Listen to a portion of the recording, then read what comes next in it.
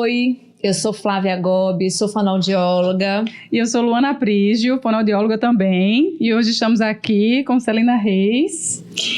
Vamos conversar um pouco. Ela aceitou nosso convite para compartilhar aqui com a gente um bate-papo bem legal no nosso Pode Falar, que é o podcast do Núcleo Falar, que é o nosso núcleo de fonoaudiologia.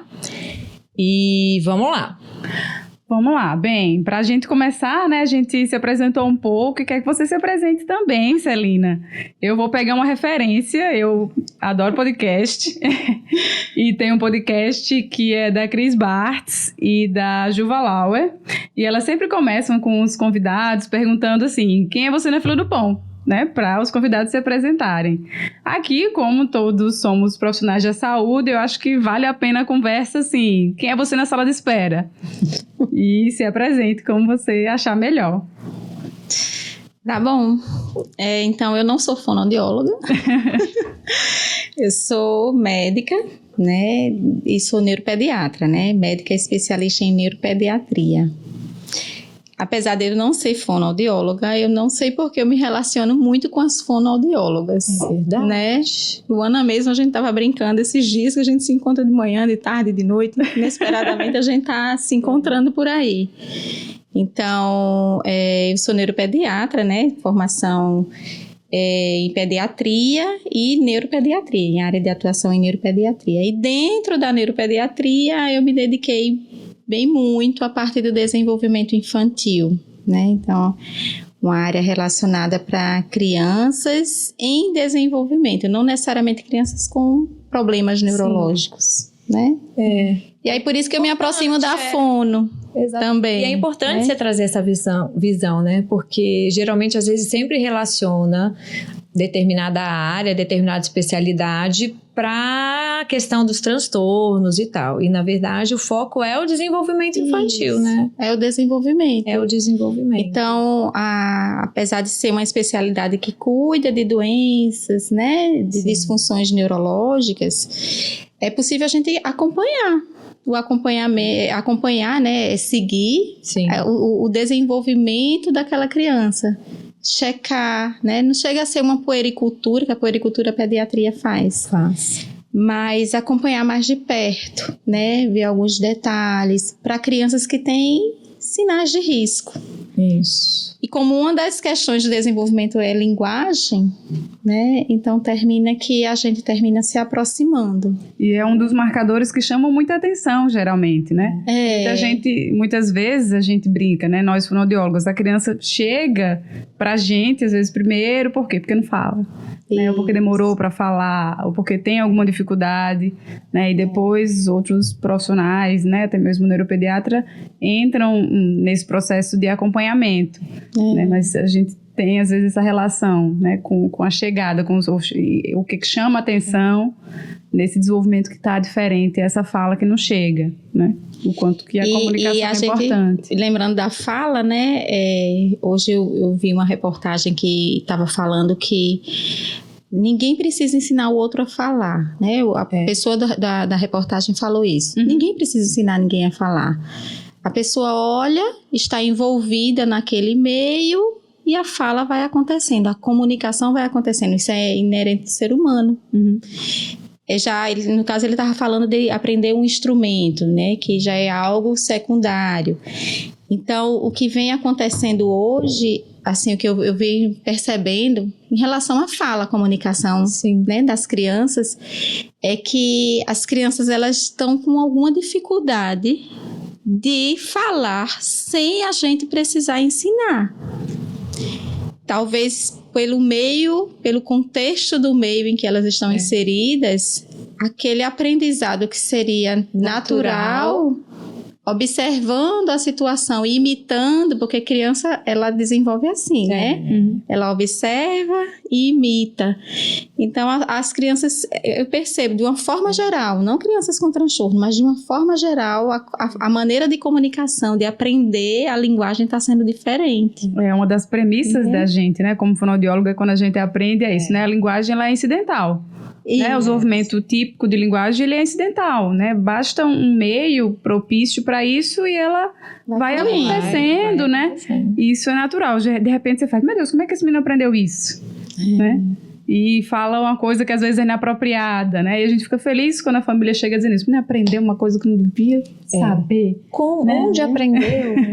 Isso é um bom sinal, na verdade. Por outro lado, os transtornos de linguagem, né? As alterações de desenvolvimento estão cada vez mais frequentes. Isso parece ser um fruto do meio, porque se o meio propicia, né, esse bom desenvolvimento...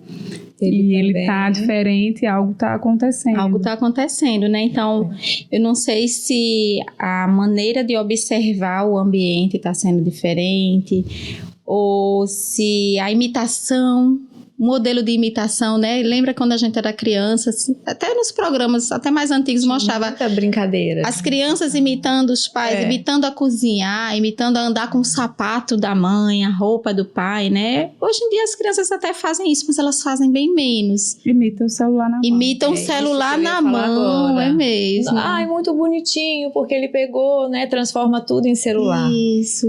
Por exemplo, criança pequena adora brincar com controle de televisão, né? E aí hoje muitas crianças eu já vi fazendo isso, né? Pega o controle e coloca como se fosse o celular e fica brincando com os botões, né? E aí imita muito esse funcionamento porque, de forma geral, todo mundo tem uma relação agora de muita intimidade com o celular, com a tecnologia, né? Então eu acho que isso está sendo um processo do próprio desenvolvimento mesmo, das mudanças que a gente está tendo em relação à tecnologia. A exposição à virtualidade, né? Às vezes também menos tempo de relacionamento familiar, né? Então, né? Quantas crianças passam muito tempo fora de casa, fora da família. Então parece que esse processo de observação, de imitação está sendo diferente, né? Pode ser que seja o nosso momento mesmo. A gente muitas vezes, quando vai falar de desenvolvimento da linguagem, do que pode ser propício, né? Acaba que ficar com a família, brincar com aquela criança, brincar de brincadeira, a gente fala, sabe aquela brincadeira que senta no chão e brinca com os bichos, com os bonecos, com os carros, tem entrado como orientação clínica, né? Pra gente tentar falar assim, olha, vamos tentar, vamos estimular, então separa uma hora para brincar assim, vamos fazer que isso eu acho que tem muito a ver, né, com o impacto das mudanças mesmo comportamentais da nossa relação com tecnologia, né? Eu acho que retomar, né, isso que estava no passado, estava na nossa infância, né? Eu acho que na nossa infância, acho que a gente brincou mais. Então, retomar essas brincadeiras com brinquedo criativo, com a família sentando, é fundamental. E assim, a gente entende que o modelo de família mudou, né? E o tempo que se tem para isso mudou, mas tentar, acho que minimamente, ter um tempo de qualidade, né? Não se dá mais para ter aquele tempo todo. Talvez porque a dinâmica familiar se modificou, né? Hoje, a mulher e o homem têm papéis diferentes dentro da sociedade, dentro dessa relação familiar, né? Independente dos papéis que se desempenham na sociedade. A mulher hoje está trabalhando muito mais fora, por exemplo, e às vezes eles se invertem e se tem menos tempo, digamos assim, talvez para estar em casa e brincando, mas que se tenha tempo e que se tenha tempo de qualidade quando isso for possível e tentar fazer possível. A gente aposta no tempo de qualidade mesmo, né? A gente mesmo, né? Nós somos profissionais de saúde com muita intensidade de trabalho, né? E a gente precisa se dividir também com a família, né? Então, mesmo que o tempo seja curto, eu concordo. O tempo de qualidade, né? E não necessariamente pai, mãe, né? Mas os elementos, né? Os componentes da família. Junto, né? Então, isso influencia diretamente na linguagem, no desenvolvimento das crianças. Na socialização, né? A criança ser mais ativa, mais atenta. Até na parte emocional também, né? Na relação, tanto da socialização, mas como a relação com as suas próprias emoções, com a emoção do outro, né? Então, a gente observa muito. Então, é isso que aproxima, né, a neuropediatria relacionada a desenvolvimento com profissionais de linguagem, profissionais de desenvolvimento escolar, pedagógico, profissionais que lidam com estimulação motora, né? Então, termina aqui. E hoje eu acho que é muito bom ver essa interseção, né? Que é muito mais fácil da gente enxergar. Logicamente que eu acho que a gente trabalha em contextos talvez privilegiados, mas cada vez mais a gente vê situações de serviços de saúde. Que buscam, né? Que buscam essa integração e essa interseção. Isso só tem a acrescentar, né, assim, no trabalho que a gente faz. E Celina, então já que a gente está falando, né, como é importante essa integração, essa interseção, e que é muito bom, né, porque a gente vivencia, tem a oportunidade de vivenciar junto com você e outras equipes essa interdisciplinaridade. Ai, gente, engasguei. Tudo bem. Acontece. Interdisciplinaridade, multidisciplinaridade, transdisciplinaridade, né? Maria, mas então... olha, eu quero saber, vamos lá, como que nós conhecemos você e como você lembra que nos conheceu. Vamos lá. Eu falei que eu ia fazer esse desafio para ela. Vamos ver se vai bater. Vamos lá. Eu lembro como eu te conheci. Vai. Vamos ver se bate. Eu acho que eu fui num serviço público e eu acho que eu estava de férias, se eu não me engano. Aí quando eu voltei, eu vi que você estava trabalhando lá. Pois é. Não foi. Não gente. Foi. Tudo bem. Na verdade, eu mudei para Natal e desde que eu cheguei aqui comecei a trabalhar com criança, com fonoaudiologia, linguagem. Você sempre foi um nome muito presente nos encaminhamentos e no que as pessoas iam.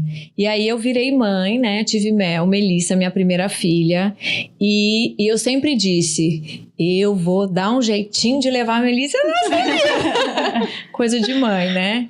E foi, a Mel teve um pequeno atraso motor e eu levei ela para você, ela era pequenininha, e falei: Celina, agora que já terminou a consulta, eu sou a Flávia, fonoaudióloga, que tem recebido umas crianças, que tem mandado uns relatórios para você, e foi assim que a gente se conheceu. Ai, Flávia. E dali em diante, a gente se tornou cada vez mais assim, próxima, né? E aí eu fui sim trabalhar, e quando você voltou de férias, eu estava nessa mesma instituição, e a gente se aproximou mais ainda, e foi muito legal.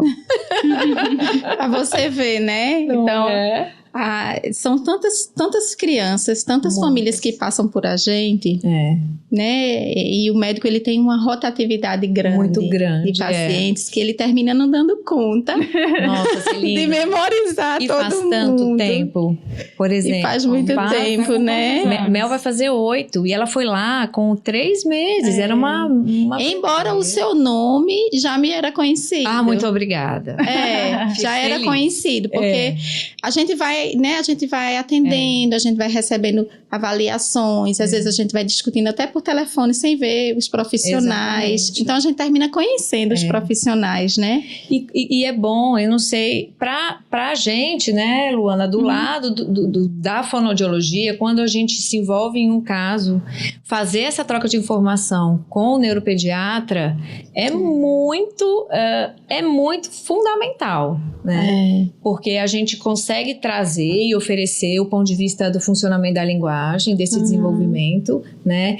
E o neuropediatra consegue trazer, fazendo a reunião de vários pontos de vista, ter um modo mais amplo, mas conseguindo fazer as correlações, trazendo a visão médica no processo diagnóstico. Isso faz mesmo um diferencial. Eu sempre fico muito feliz quando troco informação com você, com outros colegas seus da área da neuropediatria. Mas eu acho que a recíproca é verdadeira também, né? Porque eu acho que foi-se o tempo em que o médico estava naquela sua sala, atendia, prescrevia e tudo acabou. Né?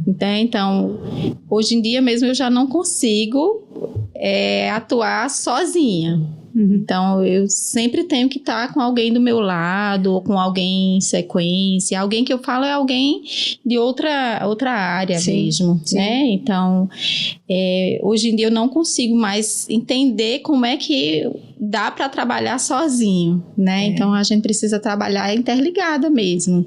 Então a mesma coisa, a gente tá com uma criança e vê uma conversa sobre o que por exemplo, o fonoaudiólogo está entendendo daquela criança, muda totalmente a minha visão e a minha interpretação sobre ela, né? Por mais que eu tenha uma ideia de diagnóstico formada já, um diagnóstico finalizado, mas o perfil, o funcionamento daquela criança, a visão diferente de um outro profissional como o fono, né? Sim. Isso faz toda a diferença. E a recíproca é verdadeira também, né? Eu acho que quando a gente vai criando essa interseção, entendendo um pouco, gente, também da percepção do outro profissional, né? Isso fortalece, né, a nossa atuação, né? E o cuidado integral mesmo do paciente, que é o que se preconiza. Né? Eu acho que isso também puxa um outro ponto, que é a relação horizontal, não só interprofissional, multiprofissional, enfim, as diversas nomenclaturas, mas a relação horizontal com o paciente. Com o paciente. Né? Que ela também vem se modificando ao longo do tempo, e eu acho que agora está cada vez mais forte. Isso. Né? De que não existe mais essa posição do profissional de saúde, que vai me simplesmente prescrever ou dizer o que tem que ser feito, ou vai dar esse diagnóstico que é uma sentença, ou muitas não. Vezes né? Muitas vezes. E isso vem se modificando, uma relação cada vez mais horizontal. Isso, e o paciente, Luana, eles falam isso. Às vezes eles não falam diretamente, mas a gente nota que eles se sentem seguros. Às vezes o paciente, então a gente terminou que a gente se conheceu numa instituição, depois a gente estamos trabalhando em outra instituição, sim, né? Luana também eu conheci nessa instituição. Isso, na verdade. E a gente não foi em outro local, Luana. Não, na verdade, não sei se você sabe, talvez sim, mas eu fui aluna de Flávia.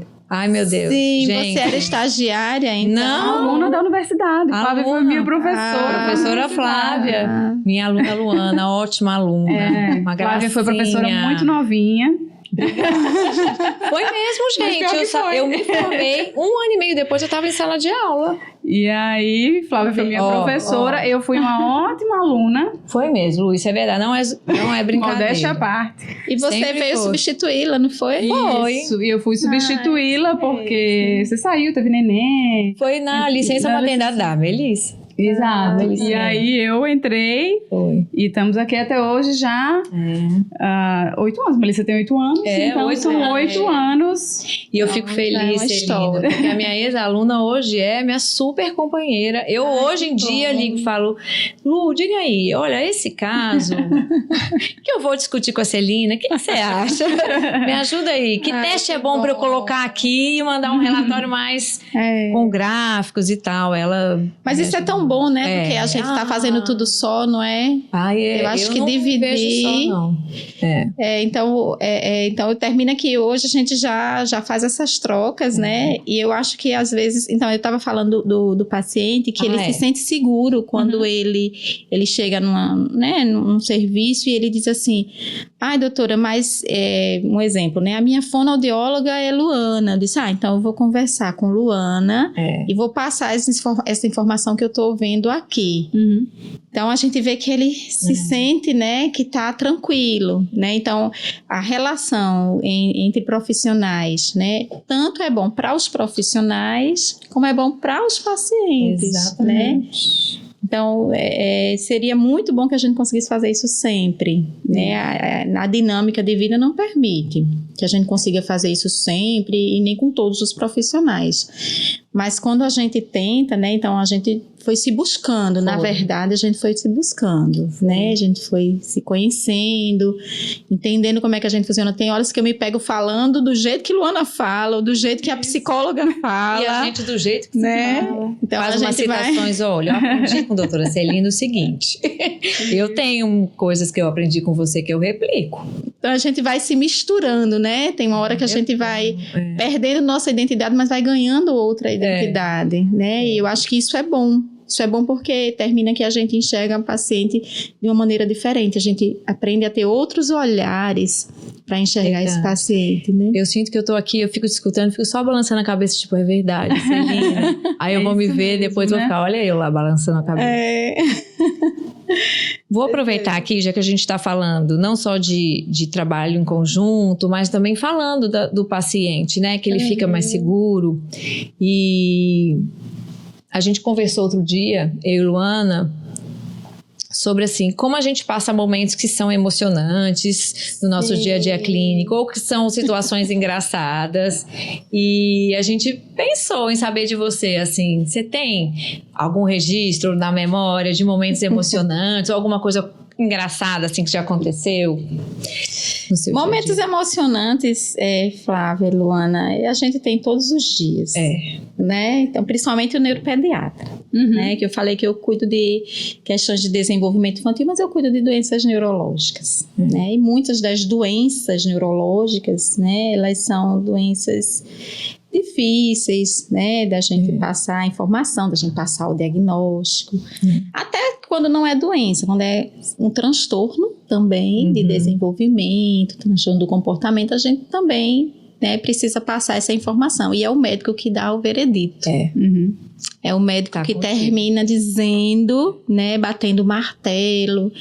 Então, são momentos, né, que são momentos, às vezes, muito difíceis para algumas famílias. Às vezes são momentos que são libertadores. Às vezes a gente escuta isso, doutora, receber o diagnóstico foi libertador, né? Então, são momentos emocionantes. São. Né? Então, a gente tem que aprender, a gente se envolve, mas a gente tem que aprender a ser tranquilo nesse envolvimento. Porque eu não posso me envolver prejudicando. Eu tenho que me envolver ajudando. Então, todos os dias a gente se depara com situações assim. Lembra, Luana, que eu sempre comentei isso, que eu gosto quando tem psicóloga comigo na sala. Porque o paciente muitas vezes se emociona, eu também me emociono, o psicólogo quando tá lá dá uma equilibrada. Né? Fala naquela hora que a gente dá a travada na garganta e ajuda né, a seguir. Então, todos os dias isso acontece, de eu engolir o choro, né? Porque, na verdade, eu tô prestando assistência, né? E eu preciso ser mais segura e mais tranquila, né? Mas, às vezes, acontecem situações engraçadas também, né? Eu vou lembrar de uma que eu tenho... Às vezes, a gente pega umas crianças que elas são bem literais, né? Então, são bem ao pé da letra e não tem constrangimento nenhum em falar o que pensa. Não é tão engraçado não, mas aí uma criança entrou na minha sala, tem muitos brinquedos na sala, ele olhou e fez: esses brinquedos aqui são bons, agora esses outros aqui são todos falsificados. Você comprou no Paraguai. Troque esses brinquedos. Esse aqui não vai dar, não brinca com brinquedo. Mas é linda a inocência da criança, né? Então ele não faz filtro, fala a verdade, né? E é bem literal. Então, vez por outra acontece. Eu me lembrei de um, eu não tô com as unhas feitas hoje, mas eu adoro fazer a unha. E eu lembro dessa criança que ele sempre reparava na cor do meu esmalte. Aí um belo dia ele chegou e eu não estava com as unhas feitas, perfeitas. Ele tinha: Luana, você não fez a unha. Como assim? Eu falei: meu Deus, você reparou. Então isso é bom, né? Então isso é bom quando a criança ela vai se aproximando da gente também. Tem um que pega no meu sinal.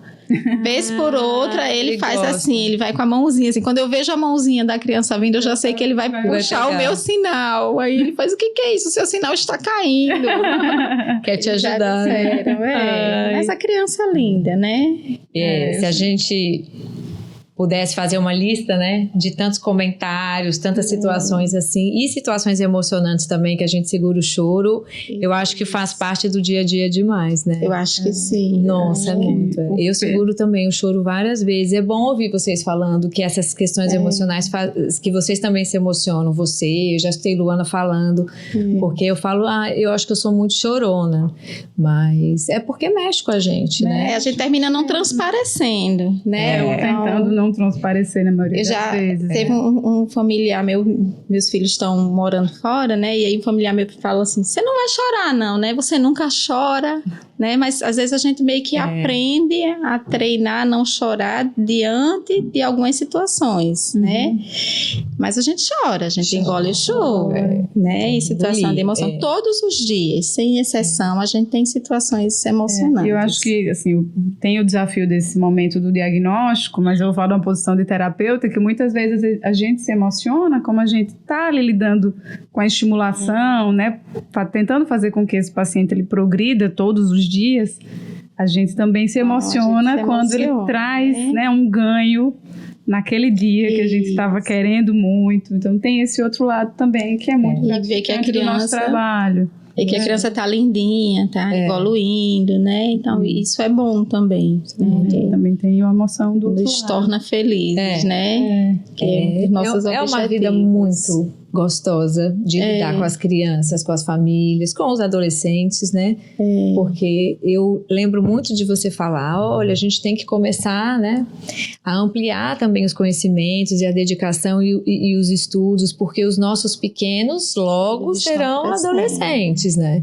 E a gente tem visto muito, chegam as crianças, mas a gente tem recebido muitos adolescentes, acho que você também, né, Celina? Isso. E pensar que o desenvolvimento é isso, né?